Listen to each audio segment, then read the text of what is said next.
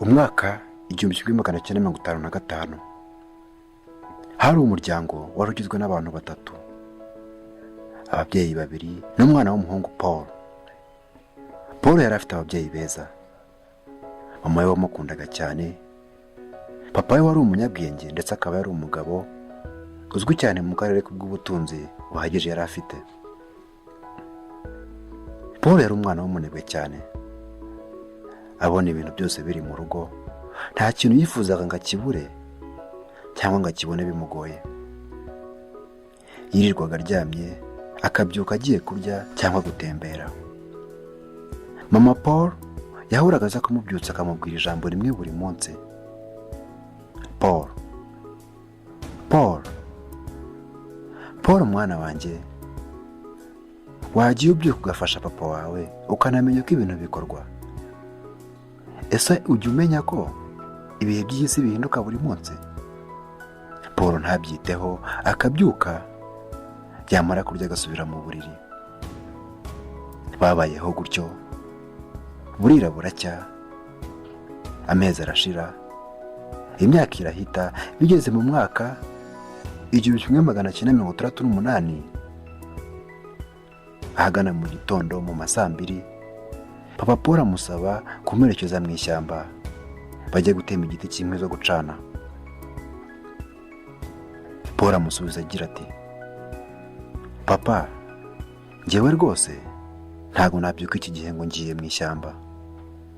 Jyana na mama, niwe ukunda kubyuka kare. Papa abuze uko abigenza, ajyana n'umufasha we. Bageze mu ishyamba, papa atangira gutema igiti. Ageze hagati, nuko mama Paul aramubaza: none mugabo mwiza, umuhungu wacu tuzamugenze gute? Papa Paul aramusubiza: oya mwihorere, nakura azamenya ubwenge, kandi kuba mbafite mwembi mfite ijuru mu mutima wanjye. Nuko papa Paul amuha umugozi bifashishaga bakurura igiti mbere yuko kimanuka bashaka kugiha icyerekezo bifuza. Nuko mama Paul afata umugozi atangira gukurura. Arakurura, undi nawe akomeza gutema. Yenda kurangiza gutema, igiti nacyo ubona ko cyenda guhanuka. Ishami rimwe rirahanuka mbere rica wa mugozi. Papa Paul abibonye, abona ko igiti kigiye guhanuka mu ruhande rw'umugore we.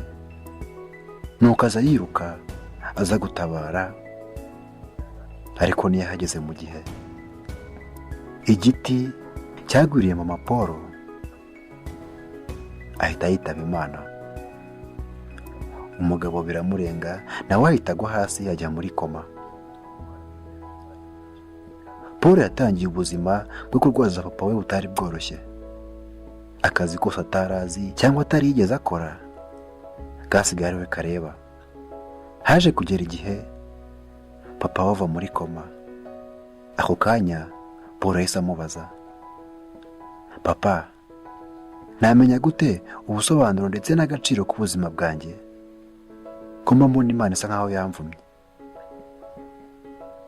Paul we n'agahinda kenshi akora mu igunira munsi y'igitanda, amuha ibuye ry'umukara ryiza. Nuko aramubwira: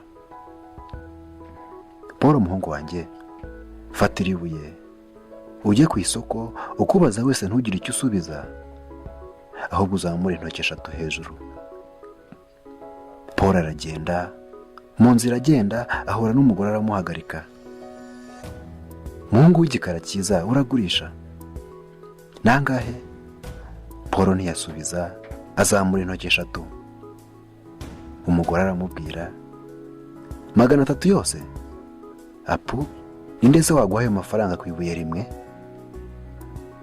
Paul arakomeza aragenda. Ageze mu isoko, umugabo umwe wacuruzaga amabuye aramubona: ehe, ngwino hano sha, iryo buye warikuye he? Urarigurisha, urashaka ngahe? Paul ntiyavuga, azamura intoki 3. umugabo 3,000. Ndarigura nta kibazo rwose. Paul mu gukomeza ashaka abatware 3 bahagaze baganira.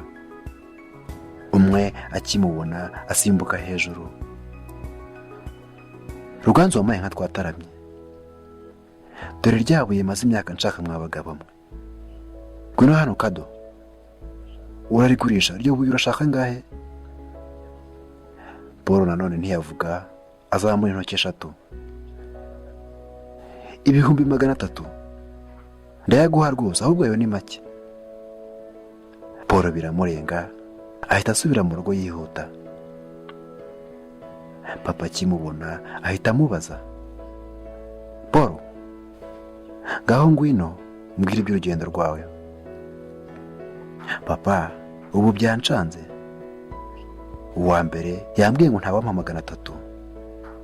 Uwa kabiri yambwiye ngo 3,000 arayampa. Hari n'umugabo w'umutware wemeye kumpa 300 byose. Ubwo ibyo bintu urumva bisobanutse? Papa bamusubiza ari guseka, muhungu wanjye, ubwo ni bwo busobanuro ndetse n'agaciro k'ubuzima bwawe. Burya ubuzima buragoye kubusobanura, ahubwo ikiza ni ukubaho ushaka ibyishimo hagati y'umuryango n'inshuti zawe kuko mutazahorana. Agaciro kawe kazagerwa nawe, hari aho uzagira bagutesha agaciro, hari n'aho uzagera baguha agaciro. Uko witwara uyu munsi nibyo bigena uko uzaba hejo hazaza. Hari abazagukunda wowe n'ibyawe byose, hari abazagukunda bashaka kugukoresha mu gihe gito ubundi bakujugunye nk'imyanda. Hari n'abazakwanga ntacyo baguhora. Kuva uyu munsi ntuzibagirwe ko uko abantu bakubona kenshi biba bitandukanye n'uko wowe ubwawe uri.